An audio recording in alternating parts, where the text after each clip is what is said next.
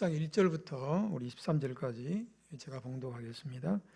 예수께서 거기서 떠나 유대 지경과 요단강 건너편으로 가시니 무리가 다시 모여들거늘 예수께서 다시 전례대로 가르치시더니 바리새인들이 예수께 나와 그를 심하여 묻되 사람이 아내를 버리는 것이 옳으니까 대답하여 이르시되 모세가 어떻게 너희에게 명하였느냐. 이르되 모세는 이혼 증서를 써주어 버리기를 허락하였나이다. 예수께서 그들에게 이르시되 너희 마음이 완악함으로 말미암아 이 명령을 기록하였거니와 창조 때부터 사람을 남자와 여자로 지으셨으니 이러므로 사람이 그 부모를 떠나서 그들이 한 몸이 될지니라. 이러한즉 이제 둘이 아니요 한 몸이니 그러므로 하나님이 짝지어 준 것을 사람이 나누지 못할지니라 하시더라. 집에서 제자들이 다시 이 일을 물으니 이르시되 누구든지 그 아내를 버리고 다른 데 장가드는 자는 본처에게 간음을 행하며 또 아내가 남편을 버리고 다른 데로 시집가면 간음을 행함이니라. 사람들이 예수께 만져주심을 바라고 어린아이들을 데리고 오매 제자들이 꾸짖거늘. 아멘. 잠 기도하겠습니다.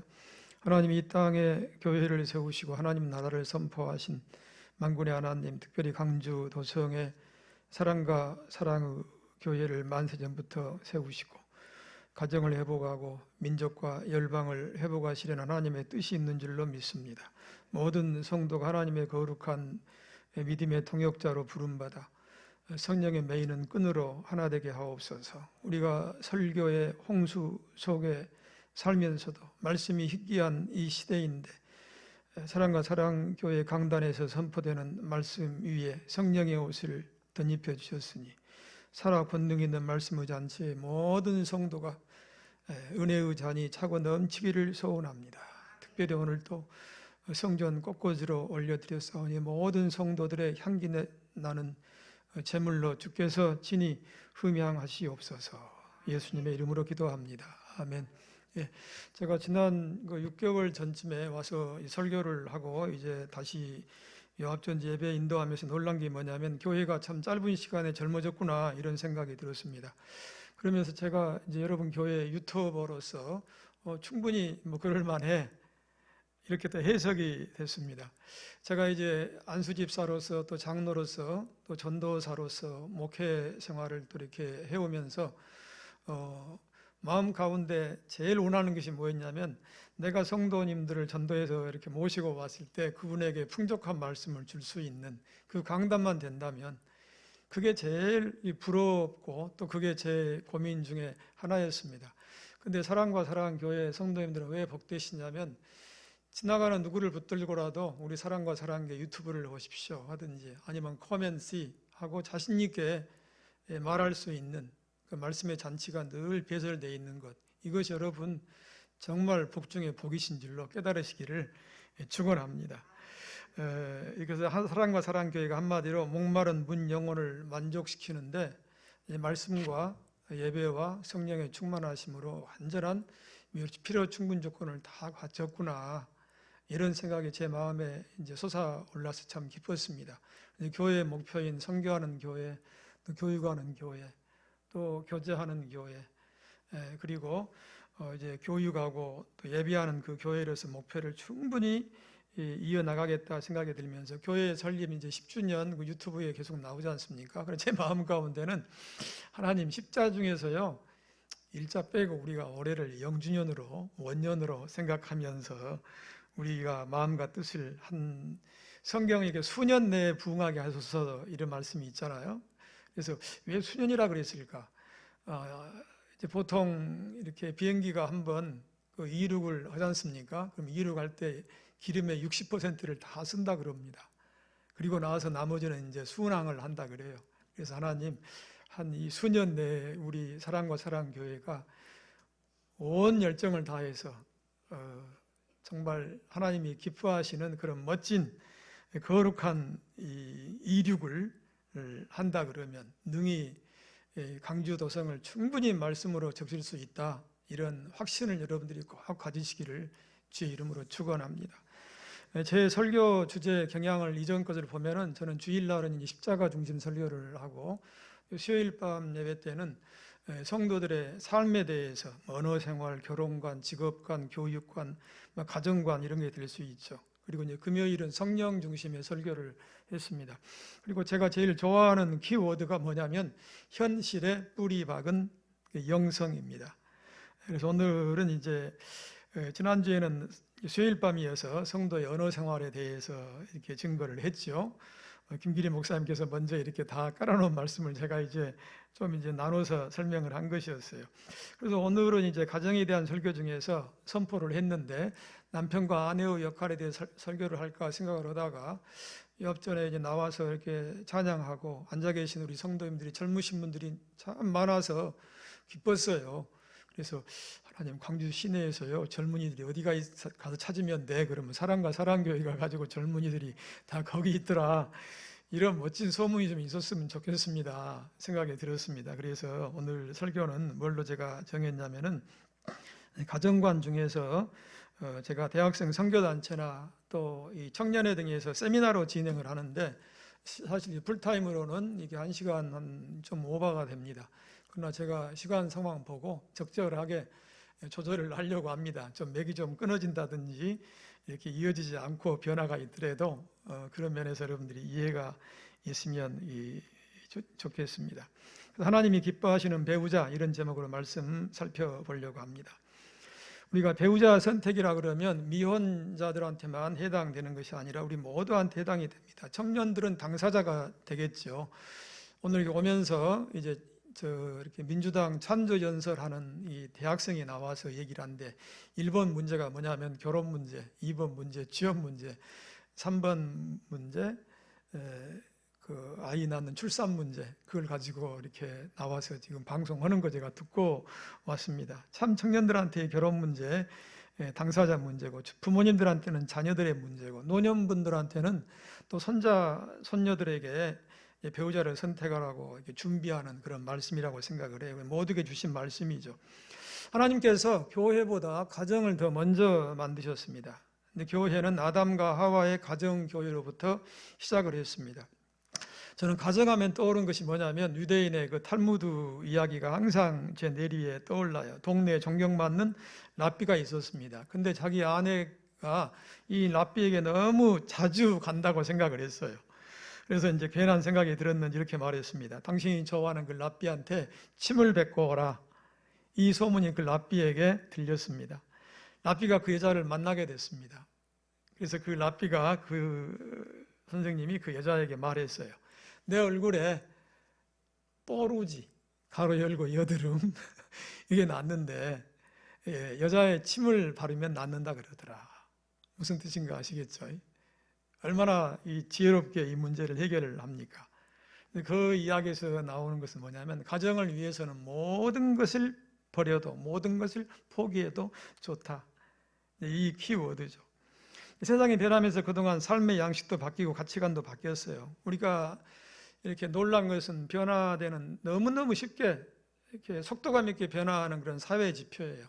이전에는 8쌍 중에 1쌍이 이제 이혼한다고 하더라고요. 그런데 지금은 이제 제가 결혼 주례를 하면 겁이 납니다.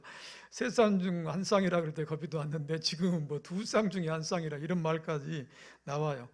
그래서 이 인터넷을 뒤져보니까 무슨 단어까지 나오냐면 결혼 후 혼수품이 이혼이다. 또 결혼하면서 이혼을 준비해라, 이런 얘기까지 나오더라고요.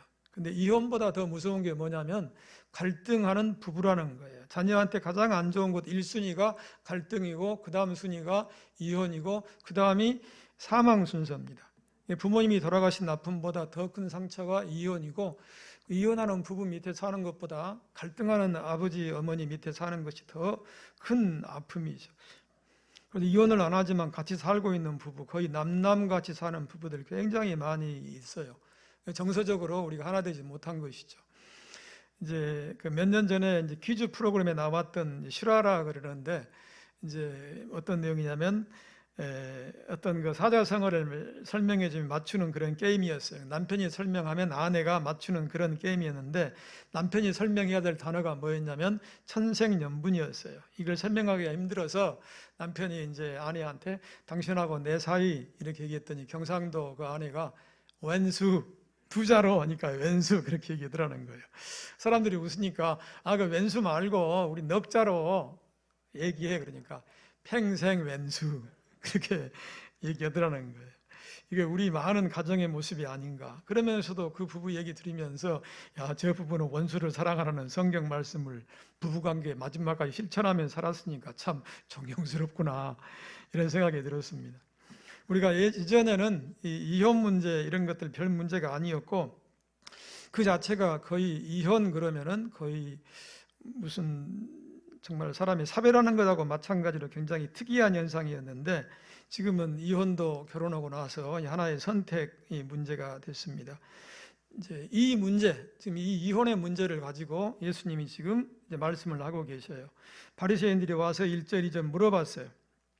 예수께서 거기서 떠나 유대 지경과 요단강 건너편으로 가시니 무리가 다시 모여들거늘 예수께 다시 전례대로 가르치시더니, 2절 바리새인들이 예수께 나와 뭐라고 했습니까? 시험하여 묻되.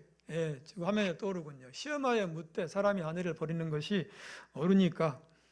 질문에는 두 가지가 있어요. 하나는 뭘 몰라서 알고자 하는 질문이 있고, 또 시험하는 질문이 있어요. 함정을 파기 위한 질문. 이걸 보면은 시험하고자 질문했다고 성경에 나와 있습니다. 시험하는 질문은 대답 안 하는 게 좋아요. 근데 예수님께서 이 시험하는 질문에 아주 지혜롭게 대답을 해줬어요. 이 질문이 왜 시험이었냐? 이런 거였습니다. 그 당시에 헤롯 대왕이 지배를 했는데, 이 헤롯 왕이 이혼을 했습니다. 그리고 이혼 안 된다 그러면 헤롯 왕에게 대항을 하는 것이 돼버립니다. 이혼이 된다 그러면 율법에 어긋나는 것이 돼버립니다. 그러니까 이 가이사에게 세금을 바치는 것이 옳습니까? 아니면 바치지 않는 게 옳습니까? 이런 질문하고 똑같아요. 이유를 알고 싶어서 하는 질문이 아니고, 이혼에 관한 질문이 당시에는 굉장히 정치적인 그런 질문이었습니다. 이 질문에서 어떤 견해가 보이냐에 따라서 이 정치적인 색깔이 드러나는 그런 어려움에 빠지는 그런 질문이었어요. 이 질문에 대해서 예수님께서 정말 지혜롭게 대답을 합니다. 예수님의 접근은 뭐냐면, 질문은 이혼 문제인데 이혼 문제를 다루는 게 아니고 결혼의 원리를 가르쳤습니다. 이게 중요하다는 거예요. 우리도 어떤 문제가 있을 때 그 문제를 다룰 게 아니라 그 문제의 근원적인 뿌리를 다루는 방법, 이걸 예수님께 배울 수 있죠. 원리를 가르쳤어요. 우리가 예를 들어가지고 위조지폐를 이렇게 판별하는 사람이 있는데, 위조지폐를 이렇게 찾아내는 것 보면은 가짜 돈을 가지고 막 연구하는 것이 아니고 진짜 이 돈을 연구하고, 그러면 가짜 돈은 쉽게 구분할 수 있다는 것이죠. 우리도 마찬가지예요. 이혼에 대해서 연구할 것이 아니고, 예수님이 원래 결혼의 모습이 무엇인가, 결혼의 원리가 무엇인가 이렇게 명확하게 깨닫게 된다 그러면 이혼 문제는 해결이 된다는 것이죠. 예수님께서 오히려 적극적인 방법으로 이 가르침을 받는 그런 귀중한 시간이 됐죠. 이제 오늘 예수님 말씀 흐름대로 본다면 두 가지인데, 첫 번째는 서두르는 결정을 내려서는 안 된다는 겁니다. 결혼이나 이혼이나 다 서둘러 가지고 결정을 내려서는 안 된다. 이게 첫 번째 강조점이고, 두 번째는 하나님의 창조 계획을 신뢰하라. 하나님의 창조 계획을 신뢰하라. 이 두 가지 측면에서 살펴보려고 합니다. 첫 번째는 서두르는 결정을 내려서는 안 된다는 거. 2절에 바리새인들이 질문하고 모세가 뭐라 그랬냐 다시 되묻고, 4절에 이혼 증서를 써주라고 대답을 했어요. 2절, 3절, 4절 바리새인들이 예수께 나와 시험하여 묻되 사람이 아내를 내어 버리는 것이 옳으니까 대답에 이르되 모세가 어떻게 너에게 명하였느냐. 4절 이혼 증서를 써주어서 내어 버리기를 허락하였나이다. 강조점이 뭐냐면은 이혼 증서를 써주는 습관이 있었다 그 말이에요. 모세가 말했던 이혼 증서를 써주는 것이 무슨 의미냐면, 그 당시 상황의 이 사회의 어떤 분위기를 볼 때 굉장히 혁명적인 일이었어요. 그 당시는 남자들이 아무 이유 없이 여자들을 내치는 일, 쫓아내는 일, 이게 그냥 뭐 전자동이었습니다. 어떤 법이 없었습니다. 근데 팔레스타인 문화가 그런 분위기였는데, 유독 하나님 말씀은 이혼할 때 이혼 증서를 써주라 이렇게 말했습니다. 무슨 뜻이냐면, 쉽게 이혼하지 못하도록 복잡하게 만들어놨어요. 어렵게 만들어놨어요. 지금 우리나라 보면은 자세히 모르지만 신문지상에서 읽어보면 이혼이 쉽다 그래요. 제가 이렇게 주변에 이혼하시고 오신 분 얘기 들어보면 딱 이렇게 말씀하시더라고요. 담배 한 같이 이렇게 피고 나니까 끝나버렸다고. 딱 그렇게 얘기를 하시더라고요. 그리고 제가 이 설교 준비하면서도 최근 버전을 좀 보려고 찾아보니까, 상대방에게 귀책 사유가 있다 할지라도 합의금이 3천만 원 내지 5천만 원이면 5천만 원 이상이 안 됩니다. 이 재산 분할은 빼고. 그러니까 얼마나 지금 이혼이 쉽게 돼 있습니까? 이게 성경 정신이 아니라는 거. 이혼을 좀 복잡하게 만들어야 돼, 어렵게 만들어야 되는데 한 번 찾아가서 또 찾아가고 한 달 있다 또 물어보고 두 달 있다 또 물어보고 복잡하게 만드는 것이 성경 정신인데, 담배 한 가지 피는 시간이면 다 모든 게 끝나버리더라는 거예요. 이건 경솔하게 결정할 문제가 아니기 때문에, 중대한 사건이기 때문에 이혼 중서를 써주라는 이유가 뭐냐면, 인간이 완악감 때문에, 이 완악함이 뭐냐면 자기 고집이 있다 그 말이에요. 사람이 어떤 것에 한번 이렇게 홀리면, 빠지면 그것 뒤에는 아무것도 안 보여요. 막 서둘러요. 어떤 사람이 어디 가서 보고 싶은 곳이 있다 그러면 꼭, 먹고 싶은 곳이 있다 그러면 기어이 가야 되고, 먹고 싶은 건 먹어야 되고, 어떤 것 사야 된다 그러면 새로운 거 사고 나야 안도감을 느끼는 그런 것이 우리 사람들의 문제예요. 그 이혼 문제도 막 서두르는 사람이 얼마든지 있다는 거예요. 이혼하겠다고 마음 먹고 더 심사숙고하지 않고 막 진행해버리는 거. 왜냐? 그 머리가 아프기 때문에. 이혼이란 건 즐거운 일이 아니잖아요. 고통스럽잖아요. 그러니까 고통스러우니까 이걸 빨리 끝내버리고 싶은 마음이 있다는 걸 주님이 아신 거예요. 어떤 사람은 그런 얘기하죠. 이혼을 좀 복잡하게 만들면 좋겠다. 그러냐, 그분은 뭐라고 말합니까? 당신이 이혼한 사람 마음을 아냐. 그러지 않아도 마음 아파 죽겠는데 이것 때문에 몇 번을 법원에 왔다 갔다 해야 속이 시원하겠냐. 그 사람이 정답 이야기한 거예요. 마음이 아프기 때문에 서두르는 심정이 있어요. 두 번, 세 번 생각하기 싫어요. 그래서 빨리 결정을 내리고 싶어요. 근데 성경 정신은 그게 아니라는 거예요. 고통스럽고 힘들더라도 자꾸 그 문제하고 대면하고 직면하고, 그래서 돌이키게 만드는 것이 성경의 정신이에요. 나만의 아픔과 문제를 통해서, 그 문제를 통해 가지고 끊임없이 자기를 부인하고 자기 십자가를 지고 나가야 된다는 것이 성경의 정신이에요. 이혼뿐만 아니라 모든 문제가 마찬가지예요. 그래서 이혼의 결정은 쉽지만 그 다음에 치러야 될 대가가 너무 커요.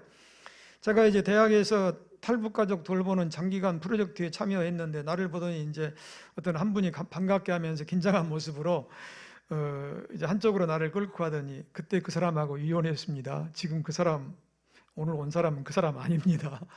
말하자면 제가 이제 이전 결혼했던 사람처럼 아는 척 할까봐 조심하라고 말한 거죠. 1년 내지, 결혼한 지 1년 내지 3년 정도밖에 안 된 신혼부부 가운데 이혼 얘기를 제일 많이 합니다. 이건 나중에 이건 따로 혹시 모르는데, 아무튼 우리가 콩깍지가 씌워지잖아요. 그러면 멜라토닌이라는 것이 우리 에너지가 들어와요. 호르몬이 들어와요. 이게 과학적으로 900개가 들어옵니다. 900개인데 1년에 몇 개씩 없어진지 아십니까? 300개씩 없어집니다. 3년 지나면 그때 콩깍지가 벗겨집니다. 그래서 우리 어머님이 제 아버님하고 이제 결혼을 했는데 너무너무 세상에서 제일 멋진 분이시라는 거예요. 근데 집에 들어오니까 어머님 오빠분들이, 예삼촌이시죠? 야, 이번에 선본 그 신랑감이 키가 작더라. 근데 아무리 봐도 키가 안 작더라는 거예요. 그리고 결혼하시고 나서 3년 돼가지고 저를 낳았는데 누워서 이렇게 계셨는데 우리 아버님이 딱 들어오시더라는 거예요. 근데 우리 어머님이 어떤 난장이가 들어온 줄 알았대요. 그때가 딱 3년째예요. 3년 지나고 나면은 우리 눈의 콩깍지를 하나님이 벗겨가 버린 거예요. 그때는 신뢰, 이해, 이 과정으로 돌아서는 것이죠. 그래서 이혼율이 제일 많을 때가 언제 하면 3년 또는 5년이에요. 저도 이제 이혼이라는 것은 부부간 문제가 아니라 자녀들한테 굉장히 영향력을 이렇게 주잖아요. 그래서 이혼할 때 부부는 순간적인 고통 당하지만 자녀들은 평생 상처를 가지고 가요. 엮이는 과정인데도 오히려 인류의 지도자요, 또 행복한 그런 스토리가 분명히 있습니다. 제가 강의하는 그 내용 중에 김주환 연세대 교수님이 쓴 회복 달력성이라는 책이 있거든요. 그래서 그 책 보면 이제 하와이 옆에 가우아이라는 그런 섬이 있는데, 이 세상에서 제일 열악한 그 섬 중에 하나예요.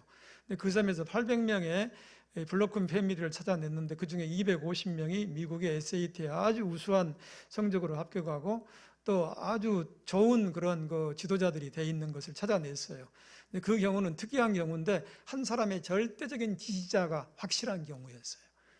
확실한 한 사람의 지지자. 비록 부모님은 헤어졌지만, 문제가 생겼지만, 주변에 어떤 사람이 됐든지 그러지 않고는 거꾸로 말하면 거의가 블로큰 패밀리가 된다는 거예요.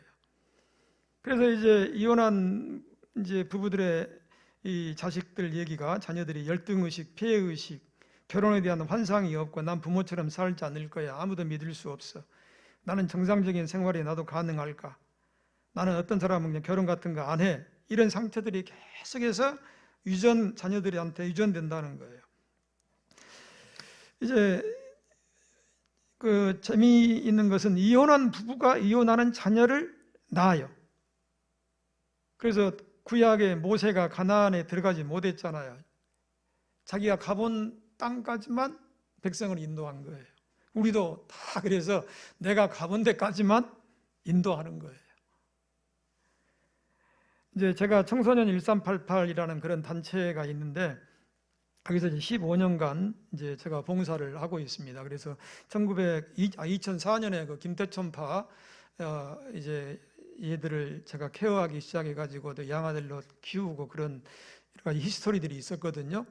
그런데 그러다 보니까 제가 이제 보호관찰사하고 광주에 소년원 이렇게 많이 왔다 갔다 드나들게 됐어요. 우리나라 감옥에 있는 재소자가 8만 명인데 그중 40,000명이 소년원에 있어요.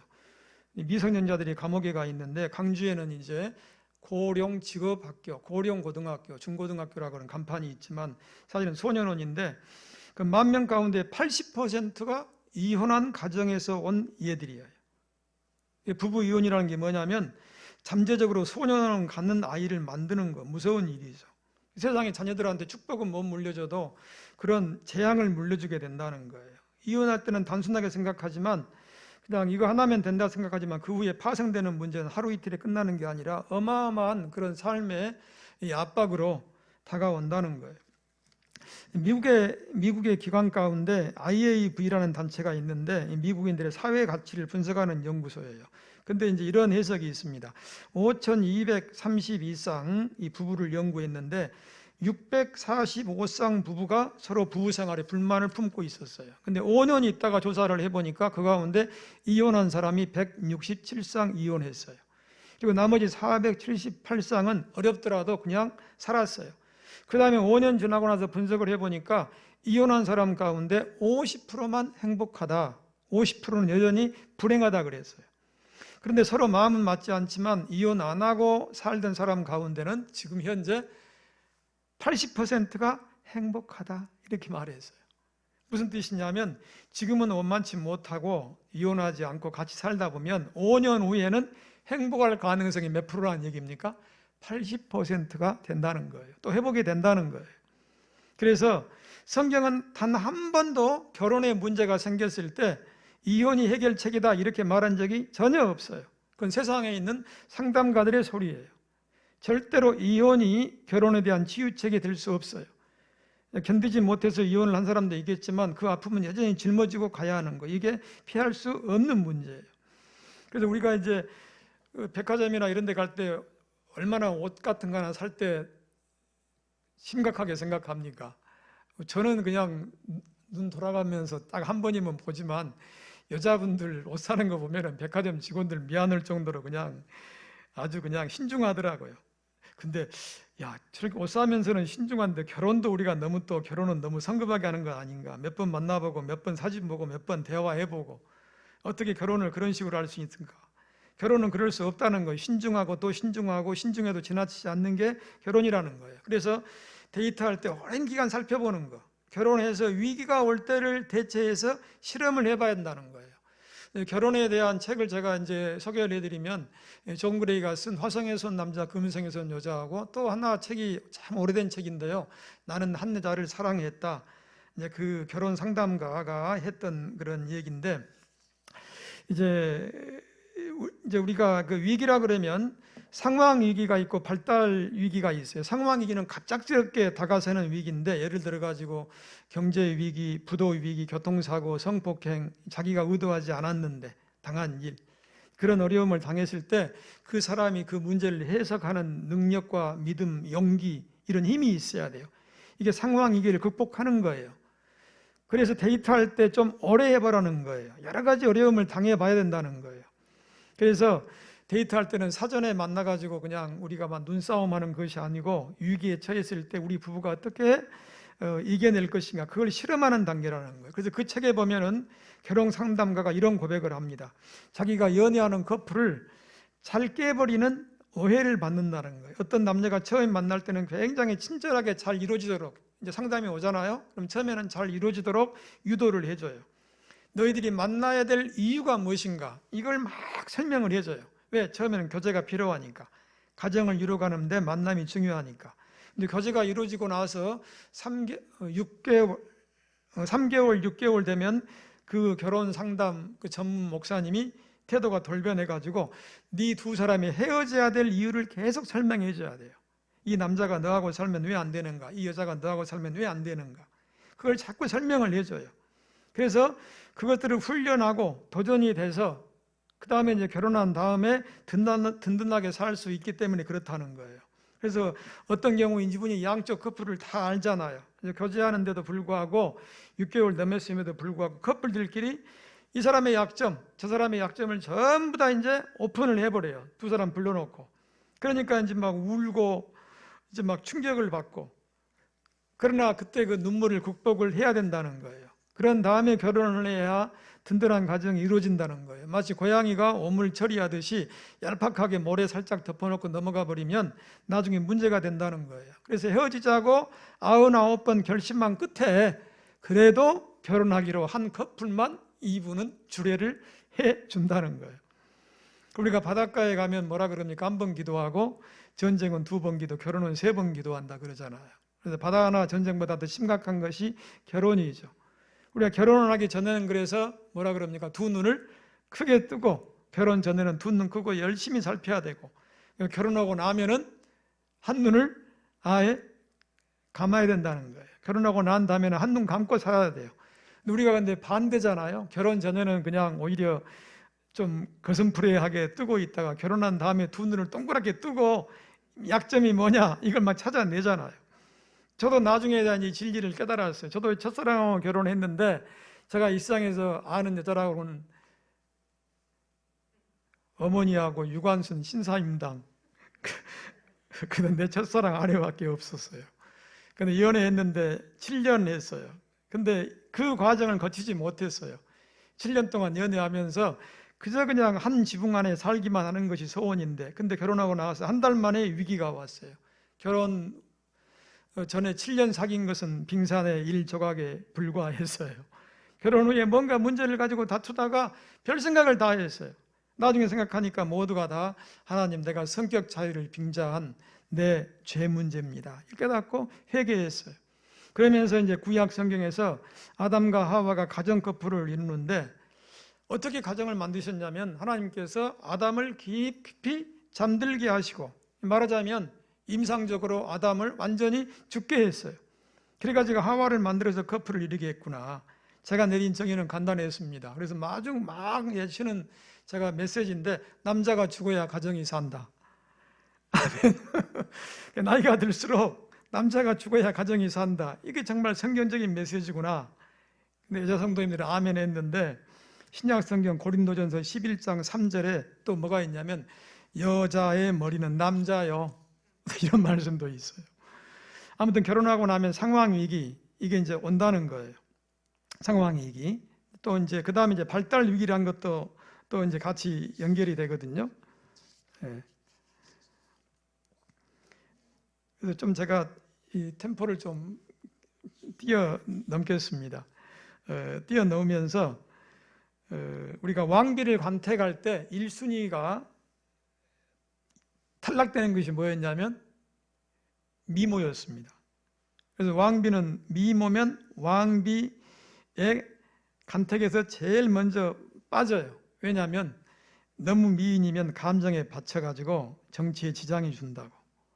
드라마의 왕비는 다 멋있게 나오지만 실제 왕비는 박색에 가까웠어요. 왜냐하면 이성에 충실한 그런 결혼으로 왕실을 이루기 때문에.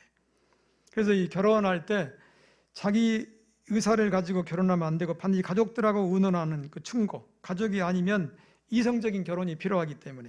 그래서 우리 부모님들 얘기를 꼭 들어라. 선배들의 얘기를 들어라. 연애는 감정, 결혼은 이성이니까. 감정은 빨리 결단되지만 후회가 많잖아요. 이성은 천천히 결단되지만 후회하지 않기 때문에.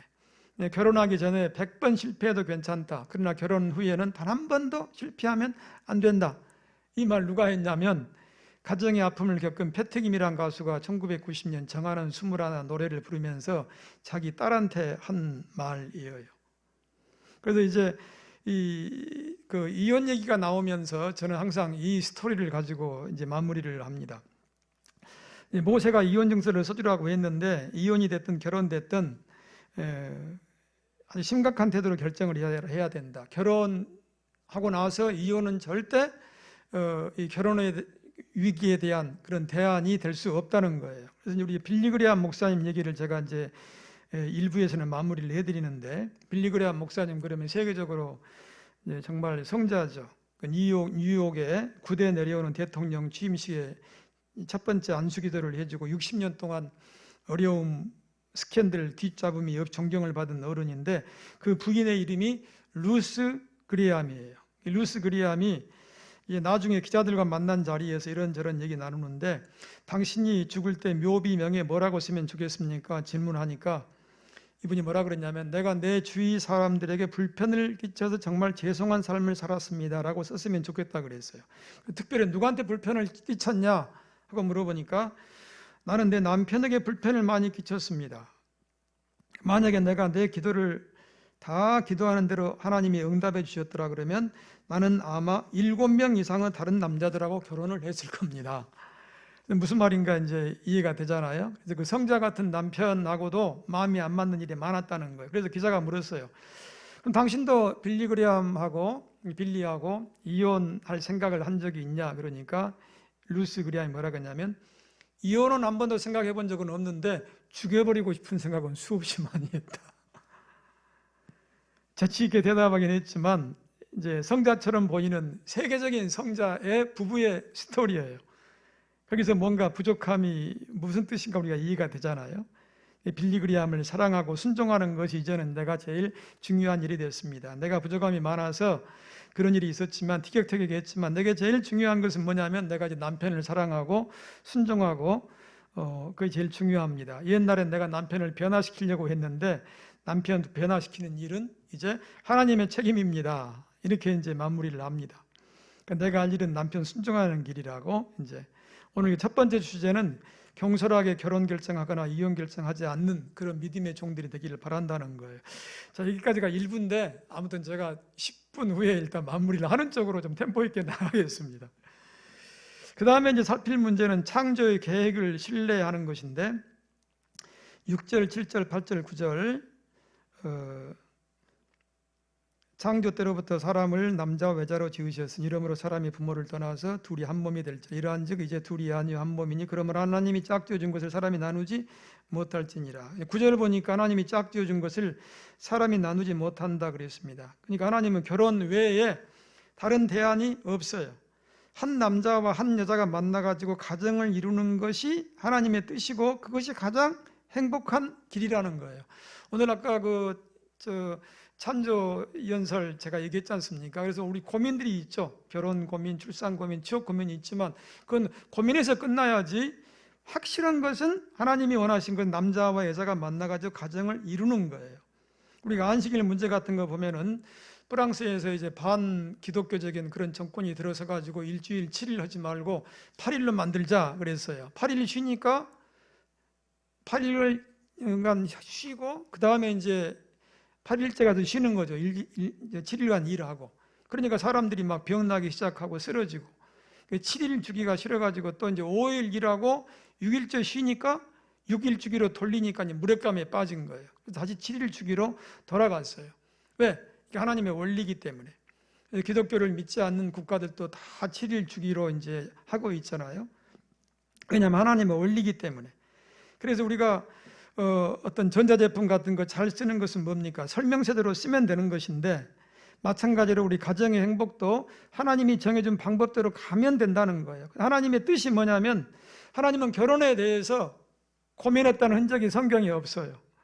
성경은 결혼에 대해서는 올바른 긍정적인 시각이에요. 하나님 안에서는 결혼은 무조건 좋은 거예요. 결혼은 나쁘다고 하고 혼인을 부정하는 것, 이것은 성경적인 메시지로는 마귀의 메시지예요. 혼인을 하나님이 귀중히 여겼어요. 결혼을 귀중하게 여기시고 또 이성 교제를 하나님이 귀중하게 여기셨어요. 우리가 성경 보면은 하나님이 만물을 지으시고 그 다음에 소감이 뭐였습니까? 다 보기에 좋았더라 그랬어요. 성경에 나왔던 제일 처음에 보기 좋지 않았더라 하는 것이 하나 있어요. 다 보기가 좋은데 보기 좋지 않았더라, 그건 뭐냐면 우리가 잘 아는 창세기 2장 18절 사람이 혼자 사는 것은, 이전 성경은 독처하는 것은 좋지 못하니, 성경은 확실해요. 하나님 보기에도 보기 좋지 않으니까 우리 인간 보기에도 그것은 좋지 않다는 거예요. 그러니까 혼자 사는 것은 여러 사람한테 보기 좋지 않다는 거예요. 보기도 안 좋고 정신적인 충격도 주고 문제가 된다는 거예요. 그래서 그때 성경 분위기를 보면 이상한 게 뭐냐면 아담이 혼자가 아니었어요. 주변에 많은 뭐가 있었어요? 하와 말고 동물들이 있었어요. 그럼에도 불구하고 독채하는 것은 옳지 않다. 그러니까 아담에게 있어서 여자 외에 아무리 많은 동물이 있고 아무리 많은 볼 것이 있지만, 먹을 것이 있지만 그것은 절대 애로움으로부터 해방될 수 없다 그 말이에요. 동물은 있으나 많아다 그 말이에요. 그래서 사람이 생명이 된지라, 생명, 소울, 살아있는 영적인 존재인데 영적인 교류를 나눌 수 있는 대상이 있어야지 고독이, 인간은 해소가 된다는 거예요. 동물들하고 백날 있어봐야 필요가 없다는 거예요. 일본 여성들이 이제 그 배영준 연사마라고 얼마나 좋아합니까? 겨울 연가 드라마에서 여자에게 부어주는 남자 사랑에 막 대리만족 했잖아요. 남편들이 직장에 가가지고 너무 일 중독 걸리니까 애롭게 하니까. 우리가 유럽에도 얼마나 이 반려견을 많이 키웁니까? 저도 이제 개를 4마리 키우다가 이제 주택인데 개를 지금 큰 대형견 리트리버하고 진돗개 2마리 이렇게 키우고 있어요. 근데 반려견하고 강가를 산책할 때 정말 행복해요. 근데 반려견은 될지 몰라도 우리 고독을 채워준 데는 한계가 있다는 거예요. 우리 고독을 채워줄 수 있는 유일한 대상은 영적인 존재, 리빙 소울, 생명이 된 존재만 교제가 가능하다는 거예요. 결혼은 뭐냐면 영적인 존재, 육체적인 결합뿐만 아니라 영적인 교제를 한다는 거예요. 불신자와 결혼하는 것은 육체적인 결합이 될지 모르지만 영적인 결합은 불가능하다고 성경은 선포해요. 그래서 결혼이라는 것은 내 영까지도 하나가 될 수 있는 영적인 교류가 될 수 있는 가정으로 가는 거예요. 그래서 이 영적 교류, 부부간의 영적 교류가 얼마나 중요한지, 어떤 남자는 이제 막 오순절 파고 여자분은 장로교회 가서, 남자는 막 큰 열정적으로 기도하고 여자분은 조용히 기도한다 그러면 그 부분까지도 이 신앙 컬러가 다르기 때문에 이 조화가 잘 안 되는 경우가 있어요. 결혼 전에 컬러를 일치시키고 좀 맞춰가는 것도 필요할 수 있어요. 그래서 우리가 분명히 말씀드린 것은 신앙적인 컬러가 맞지 않는 사람하고 결혼하면 육체적으로는 맞을지 모르지만 죽을 때까지 고독감을 느낀다는 거예요. 영이 하나 되지 못하면 절대로 안도감을 얻을 수 없어요. 영적으로 하나가 될 수 있는 제일 좋은 게 뭐냐면, 저는 같이 찬송을 부르다가 눈물 흘리는 그런 부부, 서로 좋아하는 찬송에 똑같은 사람, 그 찬송만 부르면 서로 막 뜨거워지는 부부. 그래서 또 특히 부부끼리 영성의 일체감이 증명될 때는 저는 뭐라고 생각이 드냐면요, 교회에 이렇게 헌금을 올려드릴 때, 의견 나눌 때 믿음이 서로 하나 되는 부부, 저는 그게 부부의 영적 하나가 되는 극치라고 생각을 해요. 그때부터 이제 그 영적인 하나 된 걸 통해서 그때부터 능력이 나타나기 시작한다는 거예요. 그 사람이 계속해서 이 남녀 관계는 부부 관계뿐만 아니라 영적 교제를 하시는 관계이기 때문에 영적 교제를 하지 못하고 있으면 이상하게 변화된다는 거예요. 그래서 혼자 오래 있는 사람 보면 쓸데없이 흥분하고 화내고 또 민감해지고. 그래서 우리가 하나님 앞에 무슨 소망을 가져야 되냐면은, 하나님, 가정을 이룰 수 있도록 배우자를 허락해 주십시오. 내가 누군가를 사랑할 수 있는 은혜를 주십시오. 그게 필요하다는 거예요. 자기 배우자를 만나는 때까지는 우리 인간은 다 고독이 있어요. 허전함이 있어요. 남자는 여자의 분량만큼, 여자는 남자의 분량만큼 여전히 고독이 있고 허전함이 있어요. 그래서 우리가 불교에서는 우리 인간의 완성을 뭐라 그러냐면은 득도 이렇게 얘기를 하잖아요. 근데 사람은 득도를 통해서 완성되는 것이 아니라 성경은 만남을 통해서 완성되는 거예요. 우리가 아무리 나이가 많아도 결혼하지 않은 사람은 이전에 옛 취급했잖아요. 나이가 어려도 결혼한 사람은 어른 취급했어요. 결혼한 이후에 비로소 완성되는 무엇인가 있다는 거예요. 우리가 결혼을 통해서 완성되는 걸 사모하고 추구하는 그런 믿음의 신앙이 돼야 된다는 거예요. 그래서 우리가 남자와 남자끼리만 모여지면 이 조화가 안 돼요. 여자만 모여 있어도 조화가 안 돼요. 제가 발견한 것은 뭐냐면 남자나 여자나, 제가 발견한 게 아니고 연구 내용이죠. 다 냄새가 나요. 저도 대학에서 토목과에 강의 들어가 보면 남자 냄새 나요. 근데 의료학과나 간호학과에 들어가 보면 또 특유의 여성 냄새가 나요. 근데 너무 또 오래 혼자 있는 남자들 보면 냄새가 분명히 나요. 근데 묘하게 교회 안에 남녀 성도들이 함께 모여 있으면 아무리 더위 가운데서도 냄새가 안 나요. 왜냐하면 남녀가 섞여 있기 때문에. 남자 고등학교 대학 홍보차 가보면 막 남자들끼리 모여가지고 주먹질하고 의자 날아다니고 막 싸워요. 거칠어요. 여학교 방문하면 여자들끼리도 3명이 모여가지고 야 1,000원짜리 빵 샀는데 300원, 300원, 400원은 누가 내지? 하고 다퉈요. 근데 묘한 게 뭐냐면 남녀공학이 돼가지고 남학생, 여학생이 섞이면, 제가 광주에서는 이제 숭일학교 같은 경우거든요. 그 학교 가면요 전부 의젓해요. 화장실 앞에서 제가 주먹에서 보면 서로 나올 때 거울 앞에 머무는 시간이 아주 많아요. 서로 1,000원 내겠다고 막 그래요.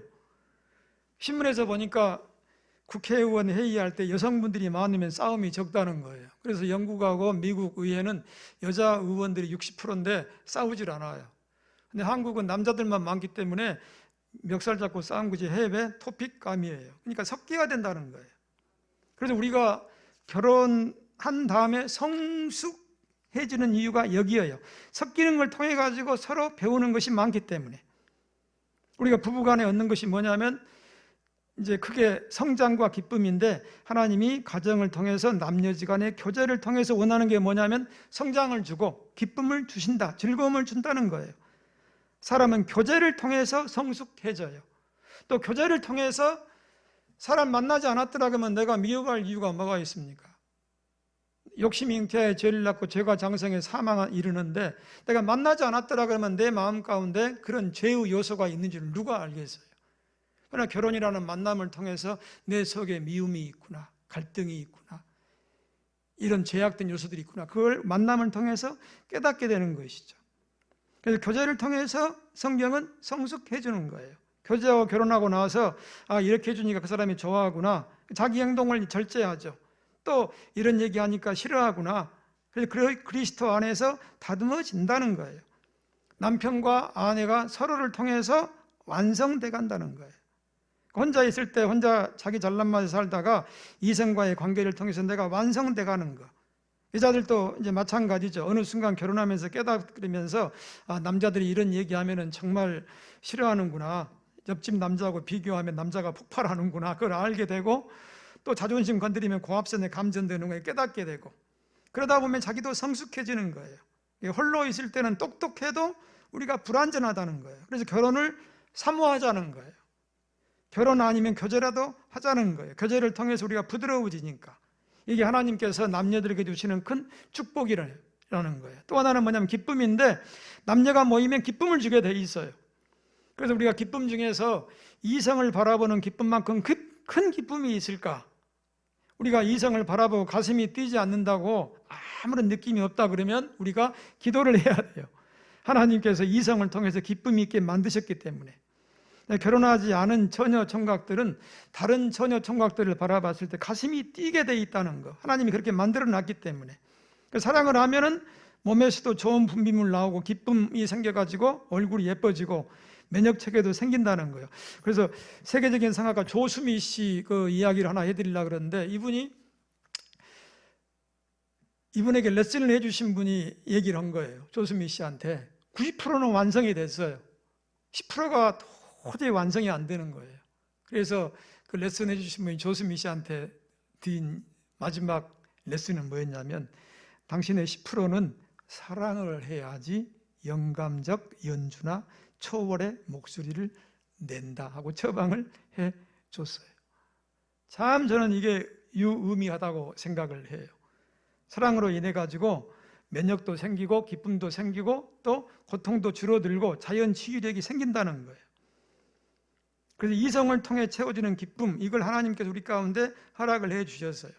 그래서 우리가 이제 제가 말씀을 마무리하면서 처녀 총각들을 위해서 마지막 말씀드리는 것이 뭐냐면, 배우자 선택할 때 제일 첫 번째는 이미 다 우리가 아는 거지만 이런 시간에 한번 상기해 보는 것이죠. 첫 번째, 이성끼리 아는 거. 요즘에 동성연애 얘기 많이 나오잖아요. 절대 그건 이성끼리 한다는 여러 가지 근거는 이제 제가 생략해버리고 반드시 이성하고 결혼해야 된다. 절대 그런 잘못된 접근들이 우리 주변에 얼마든지 있을 수 있습니다. 두 번째, 배우자 선택의 기준은 결혼이라는 것은 육체적인 결합만이 아니라 그랬잖아요. 영적인 결합이라고. 그래서 고린도후서 6장 14절을 보니까 너희는 믿지 않는 자와 멍에를 같이 하지 말라. 믿지 않는 자와 멍에를 같이 하지 말라. 왜? 영적인 결합이기 때문에. 멍에가 뭐냐면 이제 소하고 말 같이 이렇게 끌고 가잖아요. 소는 이렇게 숏다리고 말은 롱다리잖아요. 근데 이제 앞으로 막 가야 되는데 한 자리에서만 삥삥삥삥 돈다 그 말이에요. 얼마나 불편해요. 멍에를 같이 하지 말라. 이 말은 정답이 뭐냐면 불신자하고는 결혼하지를 말아라. 그래서 어떤 사람이 나는 전도를 위해서 불신자하고 결혼하겠다고 했지만 성경에 전도를 위해서 결혼해라 그런 얘기는 절대 없어요. 결혼 그 자체가 누려야 될 축복이지 결혼을 수단화시킨 방법은 한 가운데도 없어요. 그래서 보폭이 같은 방향과 만나서 나갈 수 있는 사람하고 만나는 게 중요하다. 믿지 않는 사람과의 결혼은 항상 제자리라는 거예요. 성경에 보면 에사하고 야곱이 나오는데 그렇게 사기성이 있고 거짓말도 하고 어려운 게 보이는 야곱이 하나님께 인정받은 이유가 뭐였냐면은 창세기 28장 1절 2절 보니까 너는 가나안 사람 중에 아내를 구하지 말고 밧단 아람의 딸 중에 아내를 구하라. 그러니까 자기 마음에는 이게 안 든 거예요. 안 들 수 있어요. 자기 생각에 감정이 있을 수 있어요. 근데 이때 야곱이 그 열정의 야곱이 아멘으로 순종했어요. 야곱의 믿음의 표현이었어요. 결혼은 선택은 믿음의 표현이에요. 자기 믿음의 표현이에요. 반면에 에서는 창세기 26장 35절 그들이 이삭과 리브가의 마음에 근심이 되었다 그랬어요. 왜냐하면 불신자하고 막 결혼했기 때문에 근심이 됐어요. 그래서 우리가 처녀 총각 때 믿음의 고백, 입술로는 다 그냥 고백을 해요. 근데 결혼할 때 보면 그 고백이 진짜인가 가짜인가 그때 알게 된다는 거예요. 말로는 신앙이 중요하고 근데 진짜 구할 때 보면 학벌 따지고 돈 따지고 되지면 추가해가지고 명도 잡고 이런 것만 골라. 이거 믿음이 없는 거예요. 근데 보통 때는 좀 걸렁걸렁해 보이는데 존경스러운 사람이 있어요. 결혼할 때 보니까 첫째도 믿음, 둘째도 믿음, 셋째도 믿음. 그렇게 결정을 해요. 그 속에 있는 게 진짜 믿음이에요. 그래서 하나님께 결혼을 통해서 내 믿음이 무엇인가 보여주는 거예요.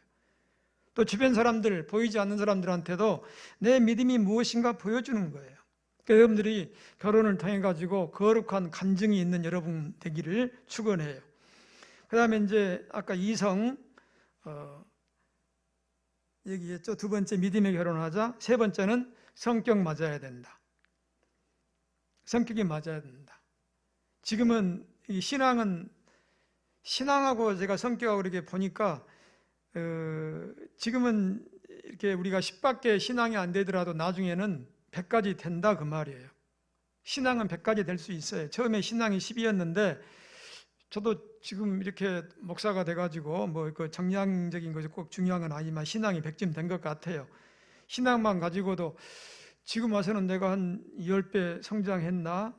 이렇게 수량화 시킨다 그러면. 근데 성격은 옛날에 10이었는데 지금은 좋을 땐 11 그리고 부분적으로는 10보다 낮은 8, 9예요. 날이 갈수록 오히려 본질상 죄악의 기질이 막 나와요.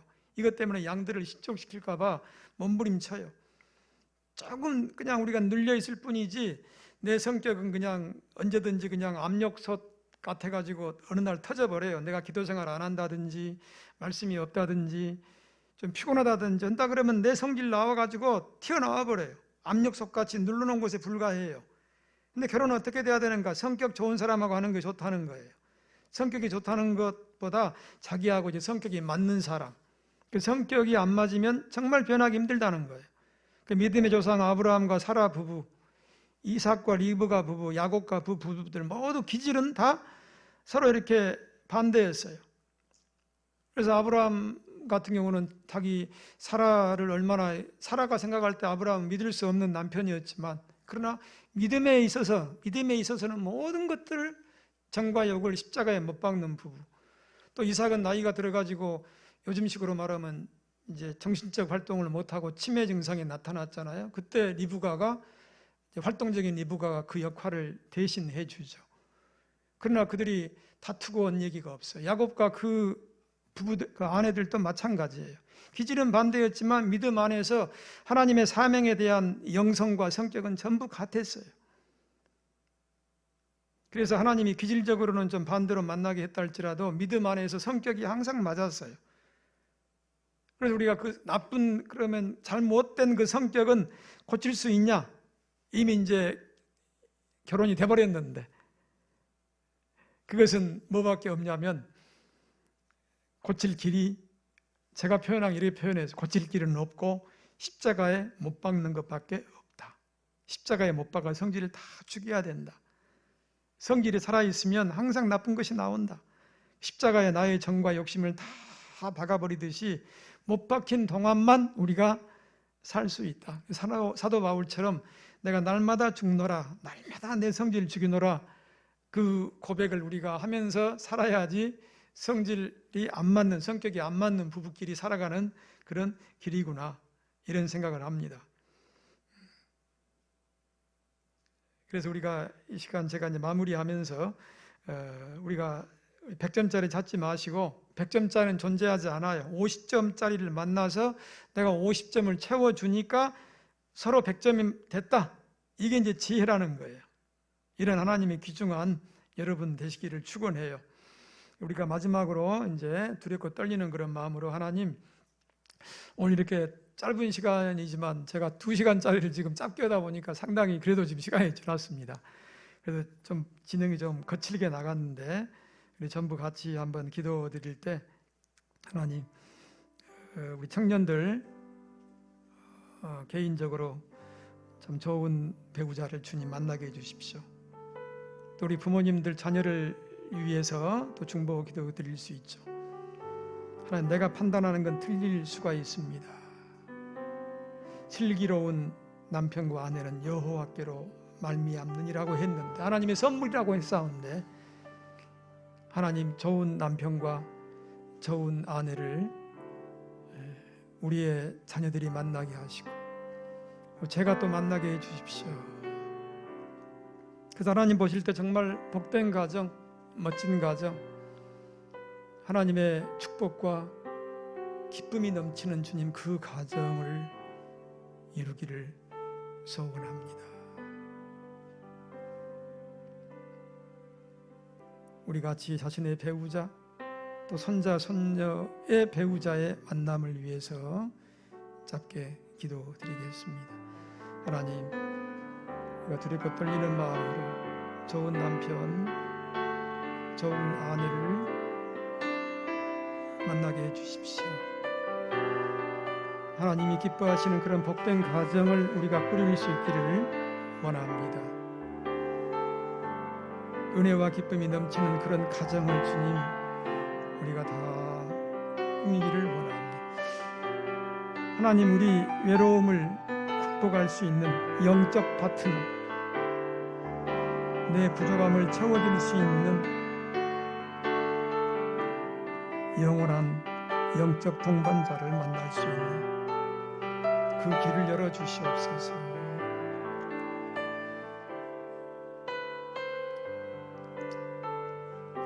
하나님, 감사합니다.